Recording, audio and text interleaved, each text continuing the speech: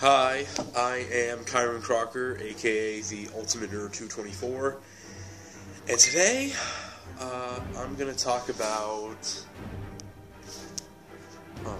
probably the most memorable movie in the Marvel Cinematic Universe, The Avengers. Now, the plot of The Avengers is Loki. After the first Thor movie, Loki ended up in a portal in an abyss, and now he's come back to Earth because not only does he want revenge on Thor, but he wants to take over the whole world. So he sets up a portal to bring in a Chitauri army.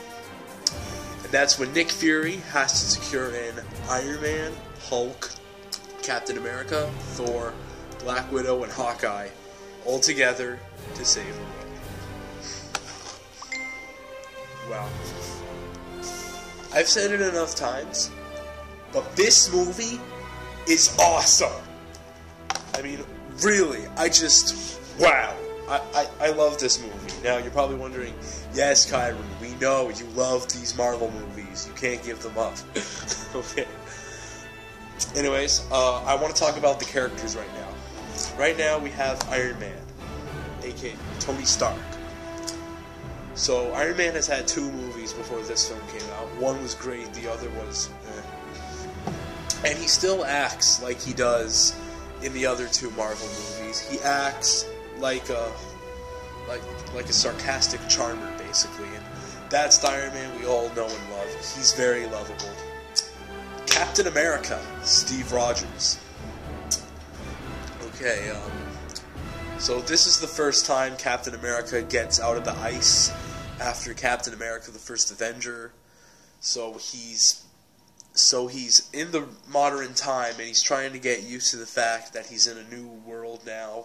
He's not in the 1940s anymore. It's very difficult for him, but he's still going strong, helping the Avengers get through this thing that Loki wants to do. Thor. Let's talk about Thor. So, Thor probably had the coolest introduction into this movie. Like, he appears later on in the film where they're on this big Quinjet, and then Thor, storms down, and he takes Loki and tries to convince him to come home, and then Thor helps the Avengers from then on. That was a pretty cool thing he did. I mean, he's really cool in this movie with the lightning and stuff. The Hulk, Bruce Banner. So previously, Edward Norton played the Hulk in the 2008 Incredible Hulk film, which is also connected to the universe. But Edward Norton couldn't return to play the Hulk because he didn't want to spend the rest of his life playing a comic book character. Which is why they replaced him with Mark Ruffalo. And I gotta say, Mark Ruffalo does a great job with the Hulk. I've given Mark Ruffalo some shit in the past. After watching this movie, that's all gone. Hawkeye, Clint Barton. So, of course, we've seen Jeremy Renner play Clint Barton before. He made a cameo in the first Thor movie. And now this is his first full-blown appearance, and this is the only problem I have with the film, basically. The fact that Hawkeye gets hypnotized and he's used as one of Loki's henchmen throughout the whole entire film. And we don't get much of Hawkeye, which is why he gets his time to shine in another Marvel Cinematic Universe movie, but we'll get to that eventually. Now, Black Widow, Natasha Romanoff. Okay, so Black Widow is one of my all-time favorite female superheroes. She's wicked, she's awesome, she can fight very well, and her character is handled pretty damn well in this movie. Scarlett Johansson is my favorite actress ever, so I'm glad she gives it a go, and she acts very well, and I'm very glad she had her own kid. I congratulate her on that. Last year she got pregnant, and now she has a child, so congratulations, Scarlett. Okay, Nick Fury. So Nick Fury and Agent Coulson. I'm going to talk about both those characters. Nick Fury and Agent Coulson both have been the glue to these movies.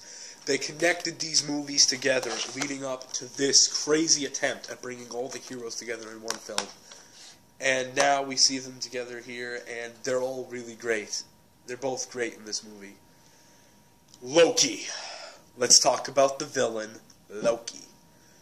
So I've talked about Loki enough in Thor, but this movie, Loki is a badass in this movie.